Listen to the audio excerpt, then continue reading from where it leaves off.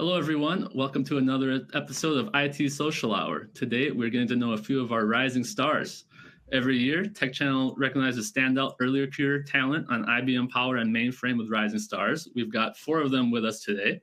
We've got Jacob Anderson of Fortra, Adia Sakura-Lemessy of Broadcom Mainframe Software, Justin Becker of Innovative Software Solutions, and Nishka Sardar of Vertali. So all congratulations on being a rising star for 2025. And without further ado, let's just get to know all of you. And we'll start off, but just by having you briefly explain what you do in your jobs. We'll start off with Jacob from Fortra. Jacob, what do you do there? Yeah, I'm an associate software engineer, and right now I'm tasked with working on the robot schedule product. So it's a really great time, and it's great to be involved with such a prestigious product with such a great and rich history. Exciting stuff. Yeah. Adia, what do you do at Broadcom? Yeah, so I'm a technical consultant for our mainframe security software. So essentially, I help customers maximize the value of our products and strengthen their security infrastructure. All right. And Justin, how about you? What do you do over at Innovative Software Solutions? I am a programmer analyst. I work with customers, figure out specs and requirements for projects. I work on the projects myself, and I also do things like bug fixes, and some of the software I maintain is older than I am, so that's pretty cool. Yeah, yeah. And Nishka, how do you do at Vertali? So right now, I've only been in the job for 4 months. So right now I'm training. So my training is like a mix of independent learning and structured courses. So I haven't really gotten my hands on at the moment on a mainframe. I'm doing real client work, but I'm getting there. Laying the foundations. Yeah. All right. Well, we'll get into our formal questions here. And first off, it's really interesting just to hear about all the backgrounds people come from, and it's a wide array of places in life people are coming from when they find the platform. And so that's just really what I want to know is just kind of what were you doing before you started working on either Power or the mainframe? What attracted you to the platform, and kind of how you found it too. So for that one, let's start with Adia. Yeah, sure. So I guess I could start by talking about what it was I was doing before I started working on IBM mainframes. And really, for me, that was just college. I opted to start my career in mainframe. So I could tell a little bit about my backstory there. Essentially, I knew once I became a computer science major that I wanted to work in cybersecurity, but I didn't consider working in mainframe at all until I was like in my senior year. We had some IBM Z ambassadors at my college, Albany State University, but when they first started telling me about it in like junior year, for me, it was kind of in one ear, out the other. I'm like, okay, something big computer, something credit card transactions. I didn't think I wanted to do that. Until I got to, I graduated in fall, so I was a senior that spring. Spring of 23, one of my professors took a group of students from my university to Share Atlanta, which was only like a 3-hour drive from us. I was in South Georgia. And I had a great time. It was really informative, really eye-opening. I loved getting to network with mainframers, like in an actual like real environment. And even though I didn't know much about the technology at the time, just that experience alone was kind of enough to solidify for me that I think this is where I might have a space in the tech industry. And after that, I ended up doing a summer internship for a software vendor. And that coming fall, I applied for the Vitality program, and I start at Broadcom's Vitality program. And I started about 10 days after I graduated from college. So mainframe has been my start. I think it's been a great start. I really think that mainframe is a very like powerful platform. Kind of we're in the background, but that's because when something is working consistently, you don't have to notice it, so to speak. But that's what really kind of drew me to the platform first, was the people. So that was, I think, your first question. Yeah. I don't want to take up all the time here. Well, that's great. That's great. Yeah, the people, you get to know the people, and then you get to know the technology, and they both support one another, and here you are. So that's great to hear. Let's go to Justin. How about you, Justin? What were you doing before you came to? I think you're working on IBM Power in that ecosystem. What were you doing before you arrived at that point? I was doing a lot. I have a background in childhood education, so I was a preschool teacher for a little bit, and then I moved from that into healthcare. So I started as a pharmacy technician, eventually worked my way up to pharmacy liaison, which is sort of a cross between technical pharmacy skills and sales.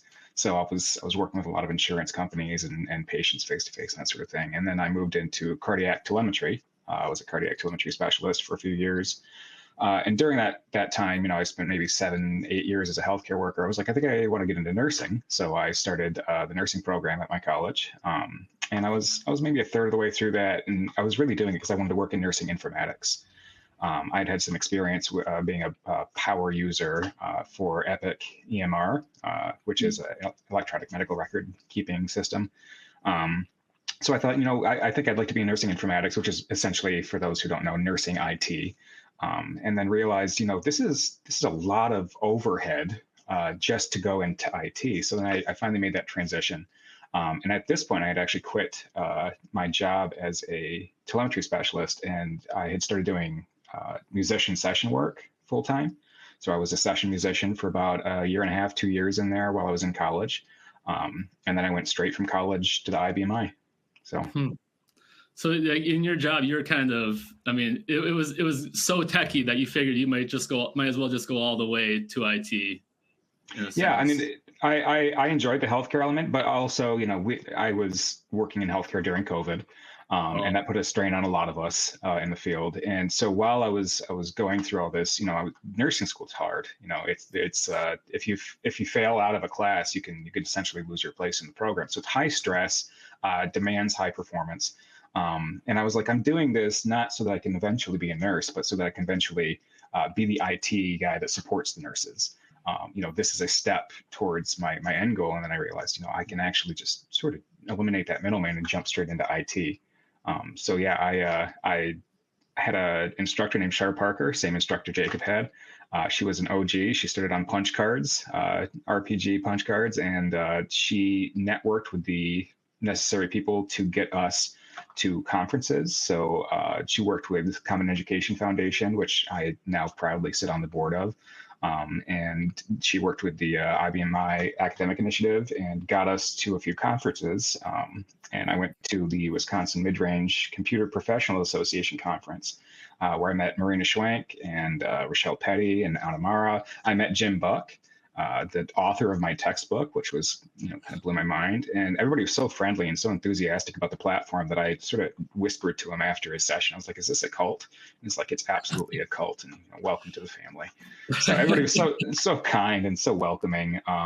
There was a eagerness to learn and to educate at the conference. And I was 10 weeks into my software engineering program at that point. So I knew nothing. I'd done Hello World and C, and that was it. I asked ChatGPT what I should wear to the conference because I had no idea how I should dress. So my outfits were all chosen by ChatGPT, and it was a really incredible experience. And that's what solidified my interest in the platform was how welcoming the community was and how invested in young people's education they were. Yeah, common thread is that welcoming community is what I'm gathering. All right. And Nishka, how about you? How did you find the mainframe? So before this, I was at university. So I literally graduated in July and then started work in July. So during my university, I had a professor called Herbert Daly. He's quite prominent in the mainframe community in the UK.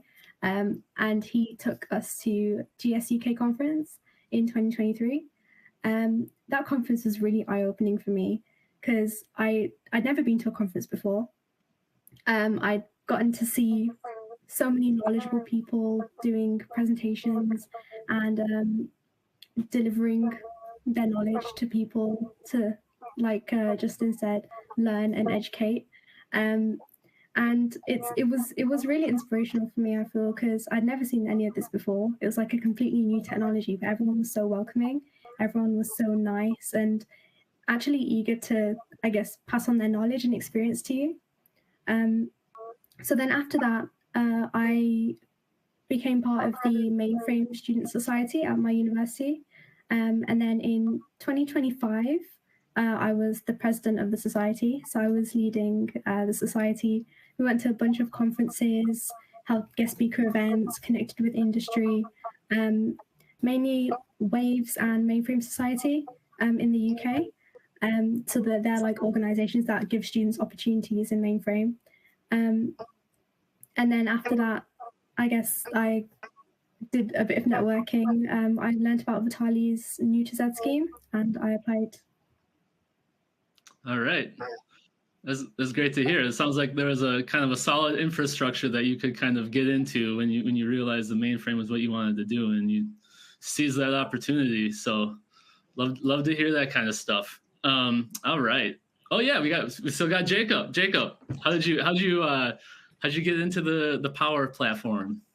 Well, yeah. So during the COVID-19 pandemic, I was a fuel hauler. And so there was a program in Michigan called the Futures for Frontliners program, where if you worked over 40 hours a week during the height of the COVID-19 pandemic, they'd give you basically a grant for an associate's degree. So I started attending an in-district school, which just so happened to be Muskegon Community College, and they have an IBMI RPG course there, which I ended up taking. As Justin mentioned earlier, our teacher did set us up with some conferences, and through there, I was kind of able to immerse myself in the community and kind of get a feel for what they had going on, and talk to some of the presenters at the conference. Got a mentorship as a result of attending the conference, and then that kind of just catapulted me into the world of IBMI. So it was really kind of a almost happenstance. They happened to just have a program at the school you were attending, and yeah. I always joke that if I lived, I think 2 miles south of here, I'd probably be doing something else entirely. So it's a chance thing. That's amazing how things work out sometimes. Well, that's great. Great. Great that you're here in this community now. So, all right. Well, let's dive a little bit deeper. And next question I had was just kind of I think there's what you imagine, and then reality, of course, right? Once you start to really get into the work, and I'd just like to know kind of how your experience on your platform, whether it's mainframe or Power, differs from kind of how you imagined it before you started working on it. So for that question, maybe we'll start with let's start with Justin. What's how did your preconceived notions compare to reality? Well, I mean, coming straight out of college and going straight into your career, you're sort of, bright-eyed, bushy-tailed. You expect everything to adhere to best practices and the standards that you've learned, and you expect clear, concise code. Anyone who's worked 10 minutes in any IT field can tell you that's not really the case. So I expected things to be a lot cleaner. And then in some ways, I expected them to be a lot messier than they actually are. I mean, the beauty of the platform, right, is that as Adia said, you can just stick it in a closet and just forget about it, and it just keeps chugging and working. So the code is stable, but it's also it's confusing in a lot of ways, right? Because go-tos, for example, we learned about go-tos in school, and essentially all we learned was never use go-tos. They're awful. So we didn't really learn how to debug go-tos. We didn't learn how to work with the logic of go-tos, and that's very prominent in the ERP that I work with, right? So it's different in that it's not as clean. It's surprising because it's cleaner than I expected after my first introduction to it. And it's also a lot more modern than I was led to believe. We didn't really work with VS Code.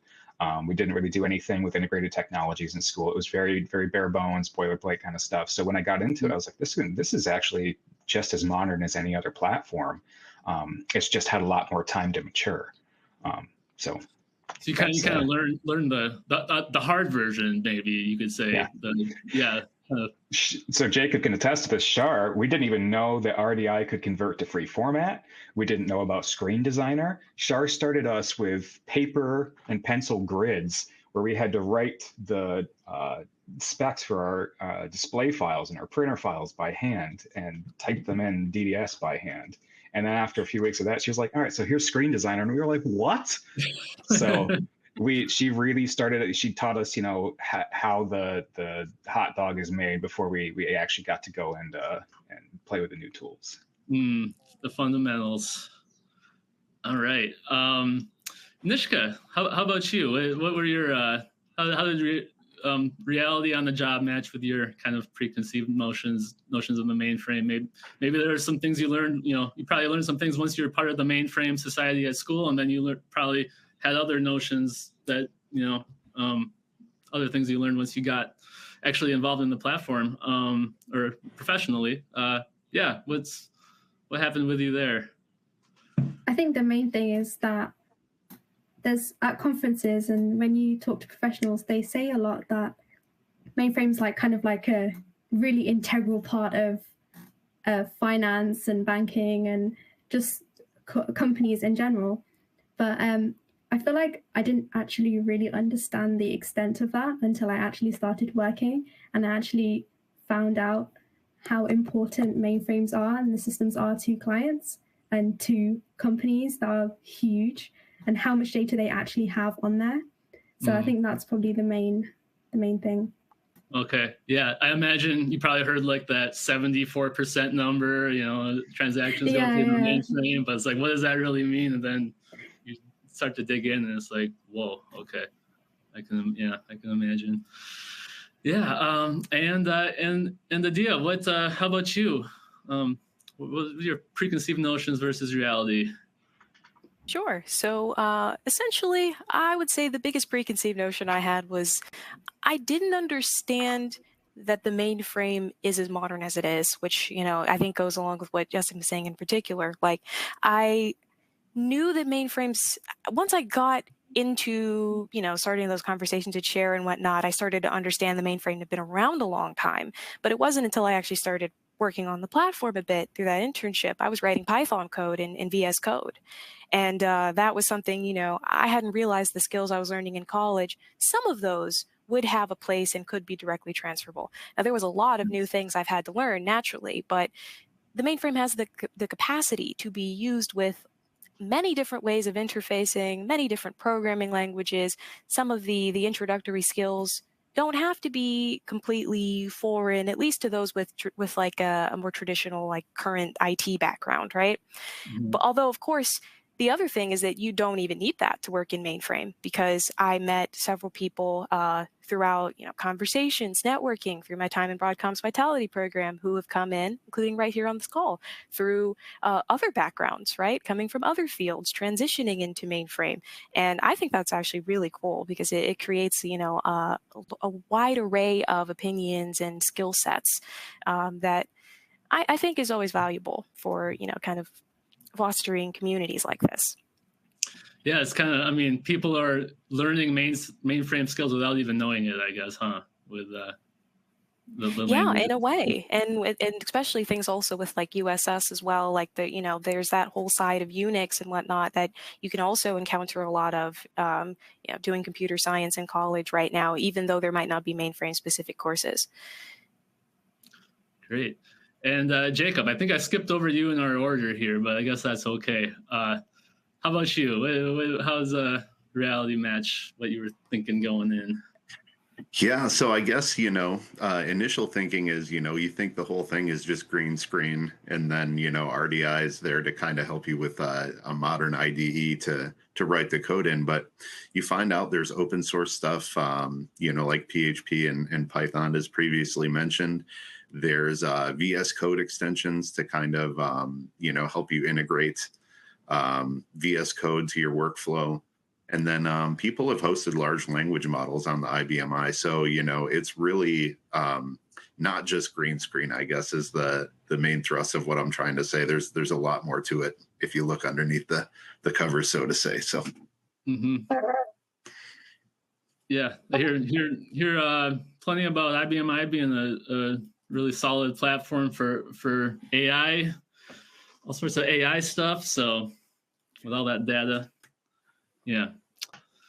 All right. So next question is really how there's some things you learned. You had some training going in and some familiarization, but there's always new things. So I'm really kind of curious how you got up to speed once you're on the job, and how you familiarize yourself with your new environment. And for that one, let's start off with Nishka. What helped you kind of, or what is helping you currently, I suppose, too, kind of really develop your mainframe skills? I think probably my main resource, you could say, are definitely my colleagues and mentors at Vitali, because I think there's only so much you can learn from reading books. I think a lot of it is watching people do the work and kind of them explaining what's going on and you kind of absorbing information by seeing and hearing. I think, they're all really supportive and they encourage asking questions as well. So they really want me to ask questions and then they really enjoy answering questions too. So I think definitely that's kind of like the main way I've been learning. I've also been reading, it's a really famous book for beginners. It's called What on Earth is a Mainframe? That book, I've currently been working my way through that. For me, it's just like the more I see, the more I learn. So definitely that. Wonderful. Yeah, great. It's great when you can feel comfortable asking questions and not feel too judged and all that. I think that's pretty critical for learning anything. So, and now we'll get our order back. We'll go back to Jacob here for that one. How did you kind of familiarize yourself with the platform? Yeah, so I think definitely talking to coworkers, talking to my mentor, and then talking to other industry professionals is probably the best way to kind of lift the veil on that. I think the main issue that I ran into was trying to fit this operating system into a Windows paradigm. And it's not really that way. The seeds of the IBM I predate Windows. And so if I had to give anybody some advice, do not try to fit this operating system into a Windows paradigm. It's really its own thing. And if you keep that in mind, you should be doing okay. But yeah, if you need help, consult industry professionals and mentors. I just had somebody tell me that when the system first started, there were people called system operators, and Robot Schedule has kind of taken over that duty for a lot of people. But, hearing that there's system operators doing work management kind of opened my eyes to how the system works. So I think that was a revelation as well. So. Great. And Adia, how about you? What helped you get up to speed? Sure. So I guess for some, before I answer that, I'll also give some clarification on my timeline, which I suppose I should have given earlier. So I started a Broadcom's Vitality program fresh out of college, and I was part of that training for 8 months. And then after that, we were working to kind of get placed with our potential future employer. And in my case, an opportunity arose for me to stay at Broadcom, where I joined their tech consulting team. So essentially, a lot of the learning I had during the training was very structured. I think maybe kind of parallels some of what I'm hearing also on the call, like Nishka touch as well. And even though we had all that structure, it was pretty challenging because there's a lot of information. Sometimes I often hear said, drinking from a fire hose. I wouldn't say that's inaccurate. And that's really because mainframe is a very deep pool. Now, what's not so bad about that is that I realized over time, it's okay to have a lot of questions and asking those, as others are saying on the call here too, asking people, asking mentors, asking my coworkers, can you help explain this to me or such? Like we had instructors when I was in training where I could ask, can you go over that concept again? Because it's just a lot. And a lot of the technologies were different than what I learned in college and were new skill sets or expanded on certain concepts I'd learned but hadn't realized I was going to be using more in depth, because up until senior year, I thought I was going to be doing software development for distributed systems, right? And mainframe is its own different world. Like logging into that 3270 emulator for the first time, it's a different world. So yeah, it was pretty it was pretty challenging. It has continued to be pretty challenging in some ways, for sure. I think there's still lots of stuff to learn. Only 2 years in now, right? But yeah, the most important resources for helping me overcome that has mainly been talking to people when I need help, and other than that, it's a lot of reading product documentation. It's maybe not the fun answer, but it is the practical answer, right? Yeah, that's sometimes that's how it has to get done, is just buckling down, hitting the books. And Justin, how about you? Man, it's a beautiful, simple language, but it's also complicated in a lot of ways. So I've often said to students that I've interacted with at conferences that the best way to learn RPG is from other people. So as Adia was saying, it's important to be able to ask questions and have that back and forth. Sometimes you do have to strap in and read documentation, but I've never really learned that way. So my most indispensable resource has been my N2I mentor, Jasmine Kasmerick. It's a program that's free for anybody to get into. You can be a mentor, you can be mentored. A few months into my degree, I got connected with Jasmine, and we have continued to meet pretty much every week for the past 2 years almost. And she has helped me immensely. So N2I, I think, is the best possible resource, because that's going to give you a personal hand holder with a lot of industry experience. But then also Simon Hutchinson's RPG PGM website. I append that to every Google search I do to see if he has anything on what I'm looking for, because his explanations are concise and well detailed and very easy to understand. And he's very modern in his approach to things. I also work with Marina Schwenk, who is also does a lot of sessions and is an education advocate. So often I can get a better answer just sort of with a Teams message to her than I can doing a few Google searches. So I am fortunate that I work with and have access to people who have that kind of experience and the willingness to share that experience with me. So I would say that anyone who's interested in getting into the platform should check out those resources I mentioned. And as Adia said, feel free to ask questions, because we in the industry love to talk about everything we know. So. Yeah, I mean, it sounds like, maybe more resources than ever to learn this stuff, especially with AI and being able to query large language models and code assistants. But I don't think any of you even mentioned that. So that tells me that but you all mentioned people. So it sounds like that's still pretty critical, is actual human beings that helping you find the knowledge you need. So I think we got through all 4 of you for that last question. I think I combined a couple of questions we were talking about, is what challenges you face and how you overcame them. So I think you were able to kind of combine those in your answers. So thanks for doing that. And we'll get to the next one here. And that is, it's kind of touching on a little bit what we've talked about is just, you've all heard about the skills gap. We talk about it all the time, and people retiring, and we need people that know how to work on these systems and come in and replace them. And so I imagine there's some people out there, maybe some higher ups that would be pretty interested in hearing what you all have to say about maybe what they can do to attract more talent, such as yourself, to either the mainframe or power. So let's start off with Jacob for that one. Do you have any thoughts on what people should be doing to recruit talent like yourself? Yeah, I think so. So I think right now, if you've got like retiring RPG talent, I think, and it makes sense that you're going to want to try and hire somebody who has, the same amount of experience. And you need to, because you need a lot of experience in this industry. But also, I think if a company goes to do that, they should consider onboarding a newcomer as well for some kind of continuity. You have somebody with equal experience as a person that just retired.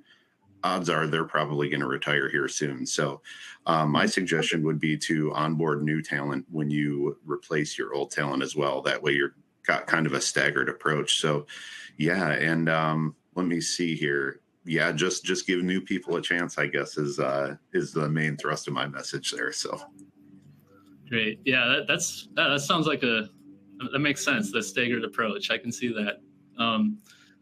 Adia, how about you? What do you think the industry should be doing to attract talent? I think for a lot of like new folks, it's the big hurdle first is just understanding what mainframe is or having like heard about it, because I really hadn't heard about mainframe until like junior year for me. And as I said, in my case, we did have IBM-Z ambassadors, but there's a lot of people that don't know that mainframe is even an option, right? The only time we ever hear about it is in movies and or hacking into the mainframe. Like, so first it's like getting the word out, right? Is so that people know, yes, this is an option. It's a valid option, and it's one that has longevity, because that's also the misconception I think that has to be challenged, is the idea that we're working on legacy platforms that are going away sometime soon. Now, I mean, people have been saying for decades the mainframe's going away. I don't think it's going anywhere anytime soon. I think it's continued to be around for so long because it works. And I think that the thing is, when people know that it's an option, they know that it is something they can have a long-standing career in.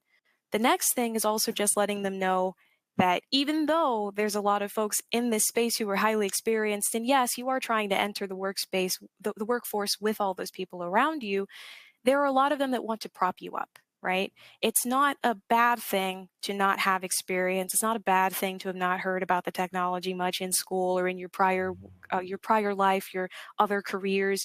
It's okay to come in with very little knowledge or familiarity. I mean, that's what most of us have done, I think, right? We came in through happenstance, training programs, just the job opportunity opened up at the right time, and we built our knowledge from there. And that's perfectly fine. And there's a lot of like really helpful resources, mentors, and programs around that want to attract new talent. So it's not a detriment to not have experience. That's perfectly fine. Sounds like it's very, very normal. So definitely reassuring words, I think, for anybody kind of curious about jumping in. How about you, Justin? You have any advice for the people, the recruiters out there? I do. So everything that's been mentioned so far, I completely agree with, especially the sort of scaffolding. You know, you want to hire another senior to replace your senior, but I think it is more advantageous to hire a junior and have them do a lot of paired work with your senior so that they can train them up, because I think it's a lot easier to teach good habits than to get rid of bad ones, right? So blank canvas is, I think, the best solution for some of these companies. But also, you know, as a millennial, I don't know if other millennials share my feelings, but I do not like the job hopping culture, right? Like I want to do the old school, find a company, work for them for 40 years, retire comfortably, right? So I think attracting talent is one component, but also retaining talent is necessary, right? So offering things like work-life balance, and the ability to have a pathway forward, you know, so that you're not stagnating, a pathway to retirement, so to speak, are the sorts of things that will attract but then retain talent. Offering opportunities for continuing education, things like having a common membership, right, so that you can attend these conferences, or opportunities to learn new technologies. These are the sorts of things that I personally find very attractive in a position. The ability to expand on my knowledge and feel like I'm growing my career. So that's just what I would say to any prospective hiring manager is give the new guy a chance, and also understand that our priorities may be a little different from the wizards who are about to retire. You know, so. Yeah, it sounds like keep things. Keep providing opportunity to keep learning, and nobody wants to stay stagnant. I hear that. And Nishka, how about you? What do you think about what companies should be doing to attract talent such as yourself? First of all, I completely agree with Adia in the sense that we need more people to know about mainframe and to show them that it's an option for their career. I would say definitely more engagement with universities and educational institutions. that's probably one of the main things. And also, like how Adia mentioned, we have the Z Student Ambassador Program, and there's a lot of student societies popping up around the world nowadays. So I think that for companies to acknowledge these groups and to actually engage with them, support them, maybe have like learning events, insight events. I would say more demonstrations, because when I was a student, I would hear a lot of people talk about mainframe, but then no one actually showed me what they did in their day-to-day job. So I knew that, okay, mainframers do this and that, but I didn't know, I couldn't see what they did. So it never actually occurred to me, I guess, like what the career actually involved until I properly started working. So yeah, definitely more demonstrations for both older and new technology. So we can, I guess, like companies or professionals could go to universities and say, like, this is what the 3270 terminal looks like. Maybe people think that students might get a bit put off by that, but I feel like there might be someone out there that actually really finds the green screen really interesting, but they just don't know about it yet, or they just haven't heard of it yet. So to have that kind of reach to show people this is what mainframe is, this is another area of technology, just like artificial intelligence or data science or full stack development, just like that, mainframe is an option, it's a career, it's a whole industry. And maybe people who are genuinely interested might actually be attracted to that. Yeah, and also the thing is, then if we increase our reach and spread, I guess, the word of mainframe around to students, I feel like there also needs to be enough opportunities to be able to then say that you can have a career in mainframe. So I feel like there needs to be more entry-level opportunities as well. Okay. Yeah, it was interesting what you said about, you know, this kind of taking the mainframe from just this vague idea. Even when you were in the mainframe society in college, it sounds like you still maybe didn't know what exactly are people doing on the mainframe, you know. So like taking that and kind of making it concrete sounds pretty important, especially given how much, you know, in popular culture the mainframe is, like was mentioned, you know, something that people, you know, something that's in movies, and it's like, no, it's a real thing. So yeah, it's interesting. It's interesting to think about all that. Yeah, and let's see, did we cover everybody for that question? I think we did. Awesome. Okay, next question. So kind of going the other direction. Say you've got a friend who's maybe a couple years behind you in their education or their career, and they're thinking about looking at your platform as a career option, whether Z or Power. So the question is really, what would you tell them about it? What should they know about the platform so they know whether it really is for them or not? Adia, do you have any thoughts on that? Sure. I mean, I'll admit I touched on this a bit in my previous answer, because to me, I feel like the opinions of, you know, the new people looking towards the industry are very important with kind of considering, well, what can the industry do, right? Is trying to impress upon new people some of what I was discussing before, right? In terms of making it clear that it's an option.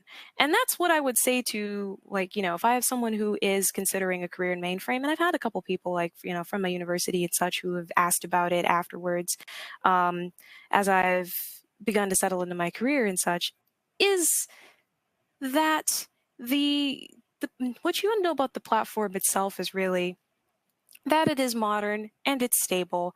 It's going to be around for a long time, and there is definitely room for new people here.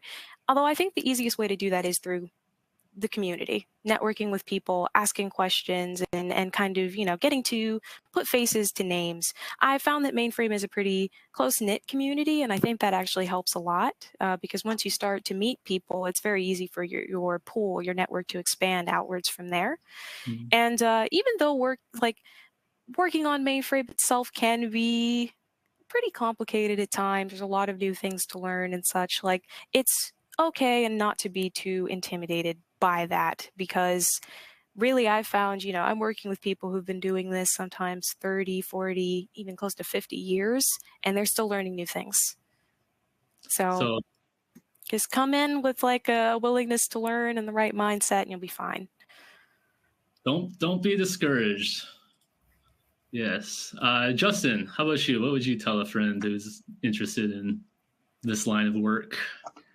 We are a passionate bunch of nerds, and we love to teach and we love to learn. So one of the first things I would recommend is immersing yourselves in the online communities, right? So there's a Reddit, there's a subreddit, an IBMI subreddit. There are Facebook groups. There are various sites, forums where we congregate, like Midrange, and I've used Scott Clement's forum quite a bit.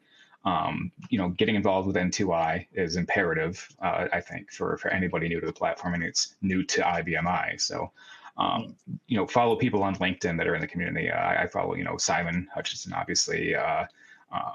Christian Larson is another one, Nick Litton, these people who do. So for me, I'm personally more of a visual learner. And so for things like Python or C# or any, quote unquote modern languages, there's a million video tutorials. You can jump on YouTube and watch stuff. There's all sorts of Codecademy and Hack the Box tutorials. But you really have to know the people who know how to do it in the IBMI community to find those resources. So find the online communities, ask questions, lurk for a while if you're not comfortable asking questions yet. But people on LinkedIn and Reddit just love to jump in the comments and explain things. So my recommendation to anybody who's considering the platform is have people who you can rely on when it gets too overwhelming. Because it's going to be drinking from the fire hose, as it was mentioned, and you need somebody who can help sort of stifle that flow a little bit and filter it for you. So that would be my recommendation. But also, don't use it. I'm gonna talk about AI now. Don't use AI as a crutch, right? Because it's really easy to just have it spit out boilerplate that you don't understand, and that fixes the error. That helps you find the command that you needed.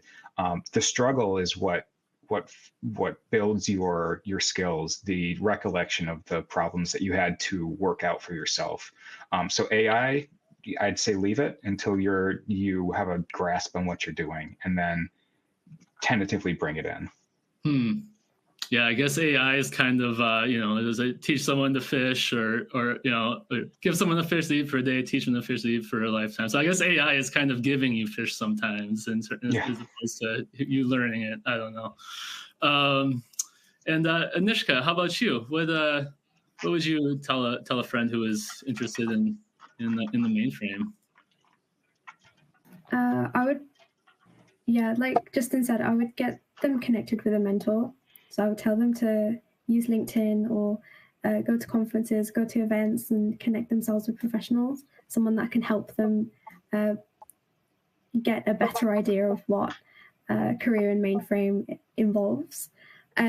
Also, I would also kind of pitch the whole idea of the fact that in mainframe, there's so much more opportunity to develop yourself outside of work as well. So you could give presentations, you can get involved with things online, you can do webinars, you can contribute to open source, you can get involved in the community, mentor people, or find mentors. So there's a lot to do outside of your work as well.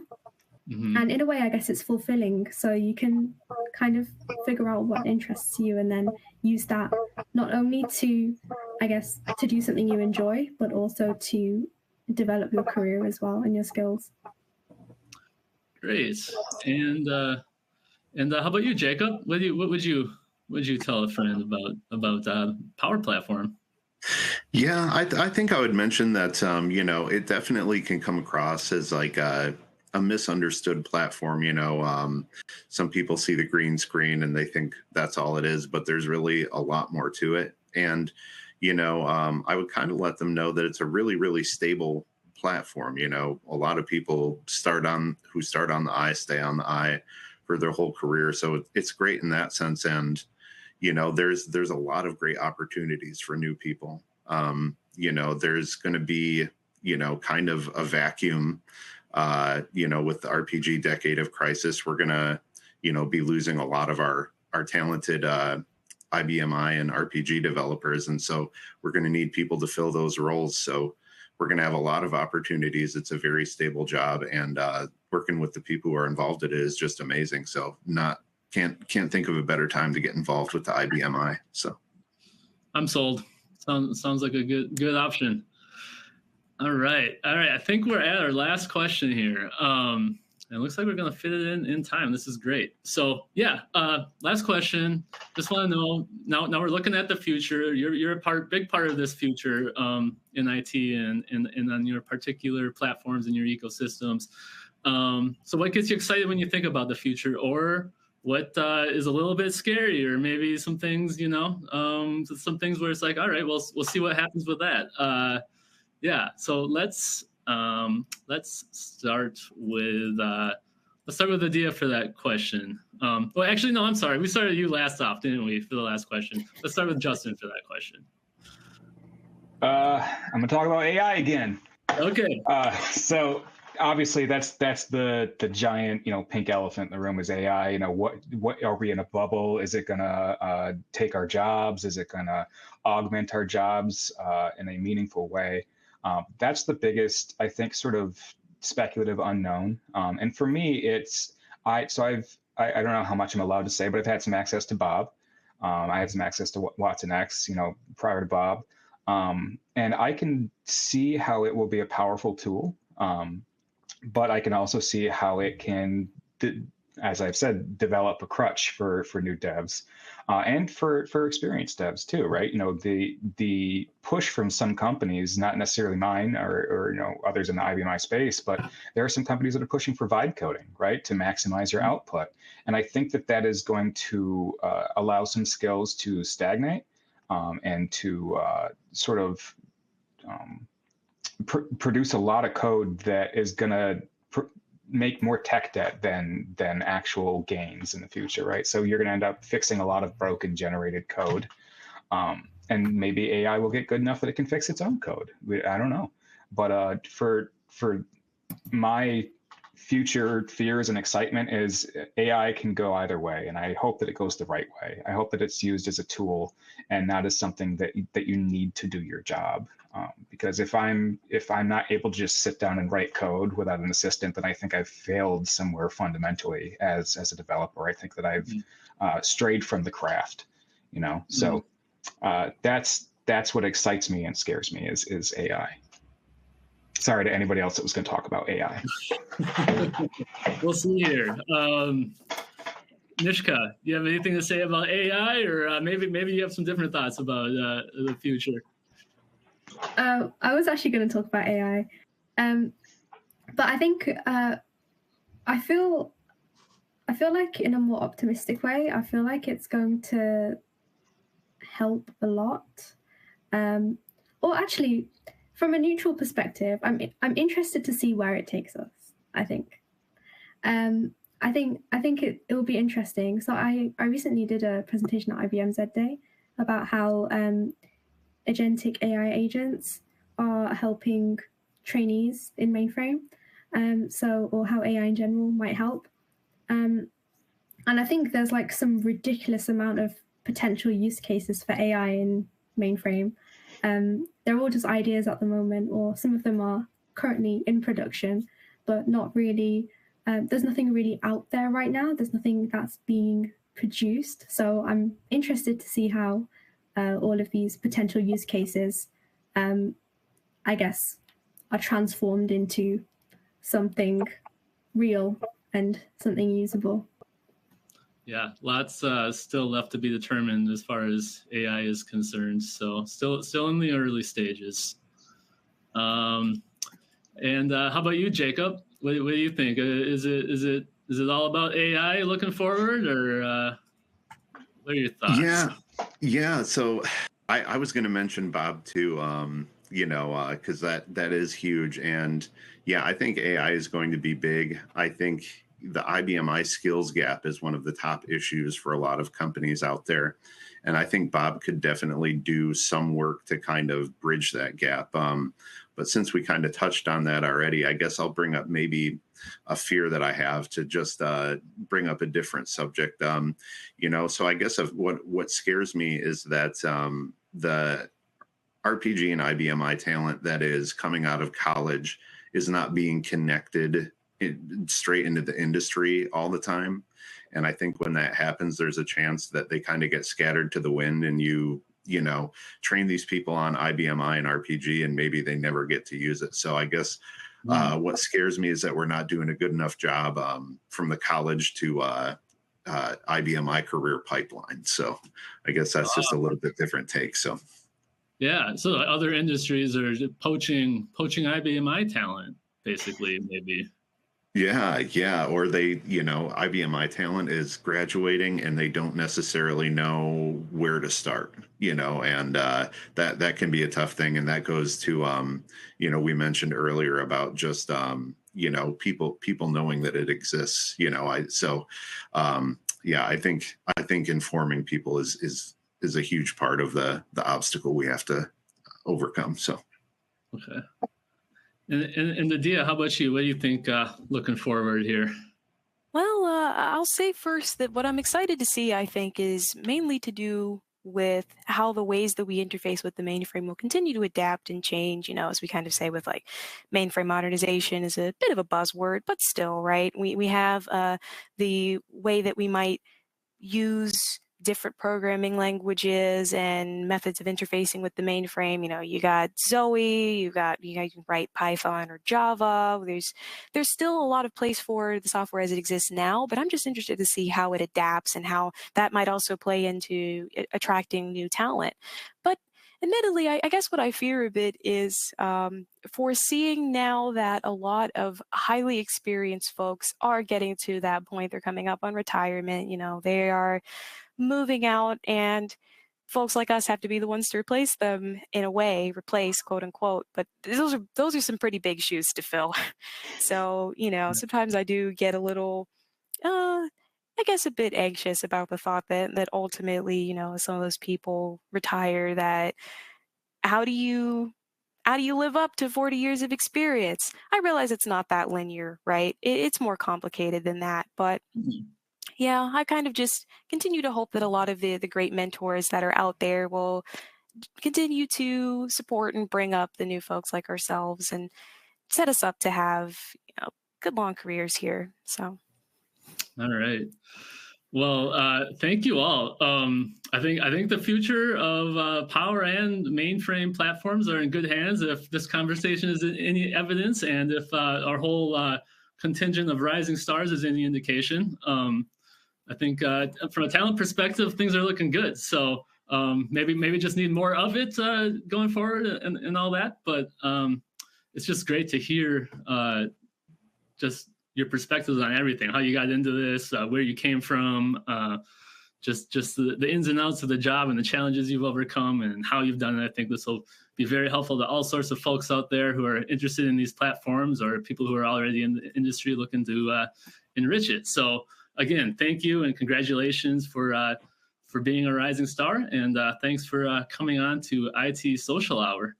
And just to close it out, I need to let everybody know you can get all the latest on all things tech by going to techchannel.com/subscribe. Thanks, everyone.